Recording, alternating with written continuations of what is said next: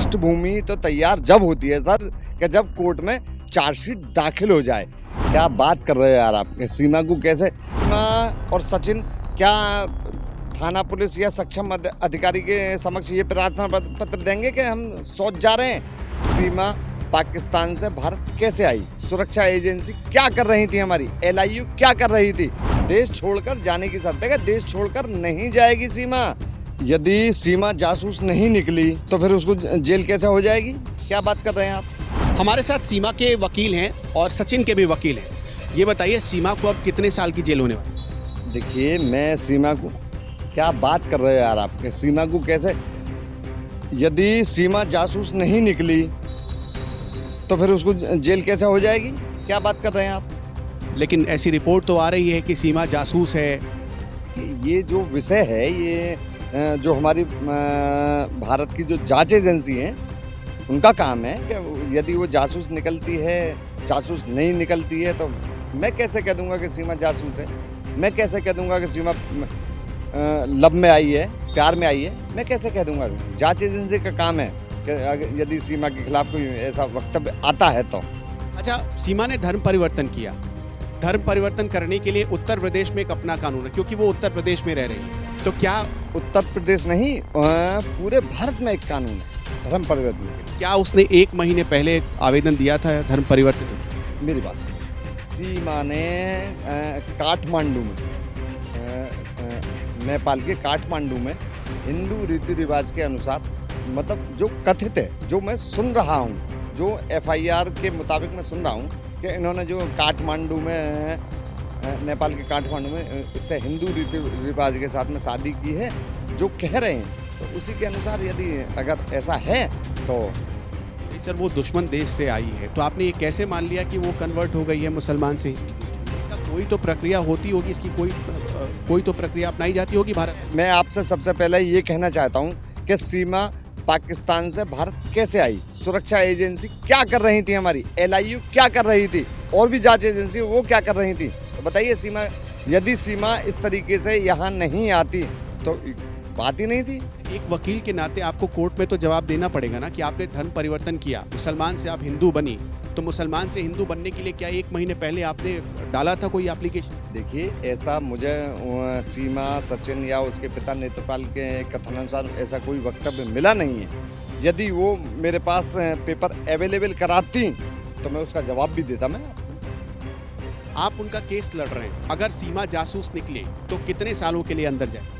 देखिए इस विषय पे तो जो कानून की जो प्रक्रिया है, इसमें यदि इस सवाल को ना ही पूछे तो ज़्यादा बेटर है। यदि जासूसी एंगल इसका निकलता है, तो यदि जासूस का एंगल निकलता है तो इसमें तो राजद्रोह, इसमें आजीवन कारावास की भी सजा का प्रावधान है।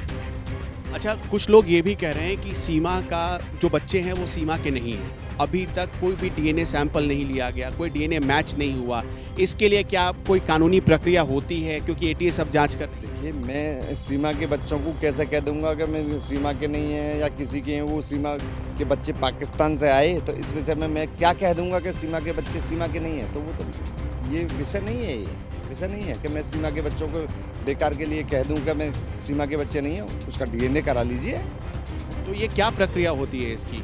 आप लोगों ने, सीमा ने कह दिया और अभी तक सारे लोगों ने यही मान लिया कि वो बच्चे सीमा के हैं।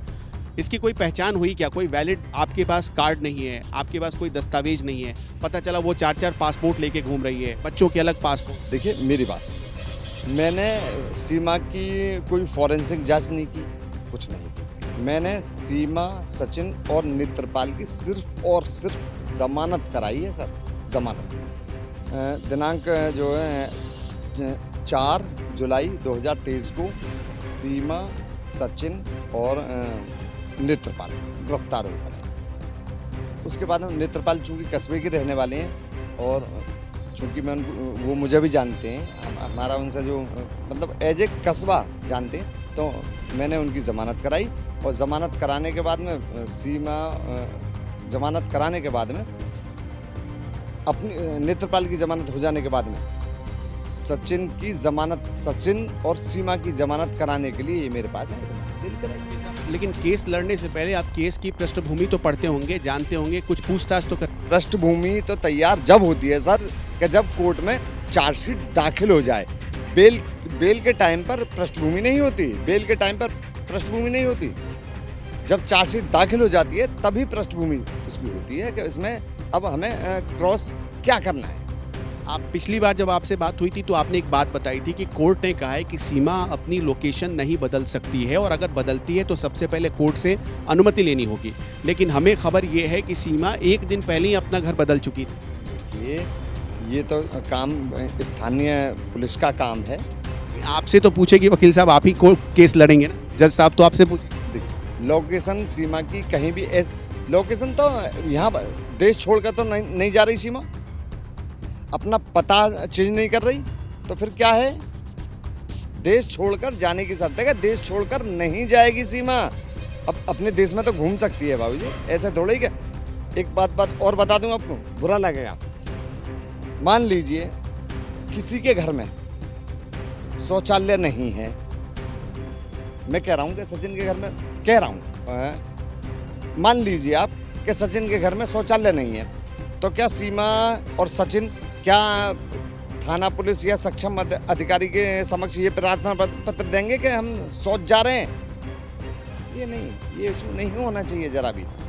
सर जो हैं वो देश छोड़कर नहीं जाएगी, अपना एड्रेस चेंज नहीं करेगी, और यदि इन शर्तों का उल्लंघन करती हैं तो उनकी जमानत निरस्त भी होगी। ठीक है, सुबह उन्हें उठा लिया गया, एटीएस उन्हें अपने साथ ले गई है। कहाँ रखी गई, कहाँ रखा गया है उन्हें अभी तक नहीं पता है। लेकिन आपसे कोई संपर्क, क्योंकि आप वकील हैं, उनका केस लड़ रहे हैं, कोई आपसे संपर्क, कुछ बातचीत हुई है, उन्होंने कुछ बताया है आप?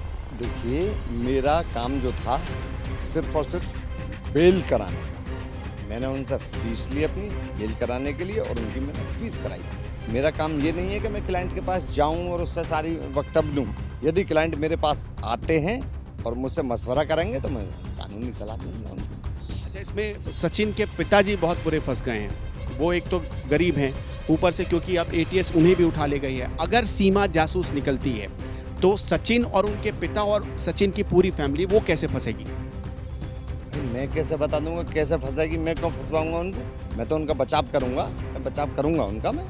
पर ये थोड़ा ही देखिए, जो 14 विदेशी अधिनियम है, 14 विदेशी अधिनियम में या तो विदेशी व्यक्ति यहाँ आकर रहे या उसको शरण दे कोई भी, और शरण नेत्रपाल सिंह ने उनको दी नहीं है। चूँकि नेत्रपाल सिंह ने अपने घर में उसको सीमा और सचिन को शरण नहीं दी, चूँकि सीमा मोहल्ला अंबेडकर नगर में रह रही थी, तो सचिन के पिता को क्या पता?